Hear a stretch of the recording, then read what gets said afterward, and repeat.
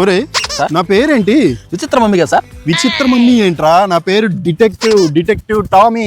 అదేలే అన్నట్టు మర్చిపోయాను, నిన్న రాత్రి ఒక మర్డర్ జరిగింది, దాని గురించి క్లూస్ కలెక్ట్ చేయరా అన్నాను. నువ్వేం చేస్తున్నా? గడ్డి బిక్తున్నా సార్. ఇవే తగ్గించుకుంటే మంచిది. అక్కడ ఎవడో ఉన్నాడు, వాడిని అడుగుదాం పదా.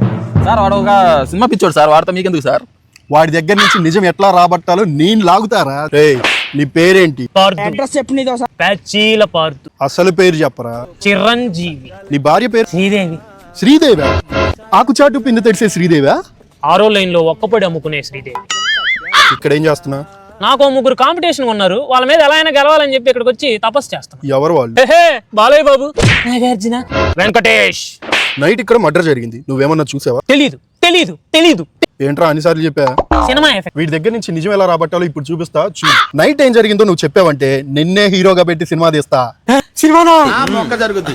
నైట్ వచ్చాడు సార్, నల్లగా ఉన్నాడు సార్, తెల్లబట్టలు వేసుకున్నాడు సార్, ఒకటి మర్డర్ చేశారు సార్. అదిగో ఆ కాలంలో పడేశారు సార్, బండి మీద వెళ్ళిపోయాడు సార్. బండి నంబరు 0000 సార్, దాని మీద సురేంద్ర ప్రసాద్ అని రాస్తుంది సార్. సినిమా తీసేస్తారా సార్?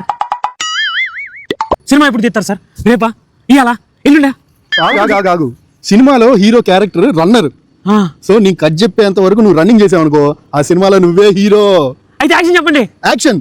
ఎవరురా నువ్వు?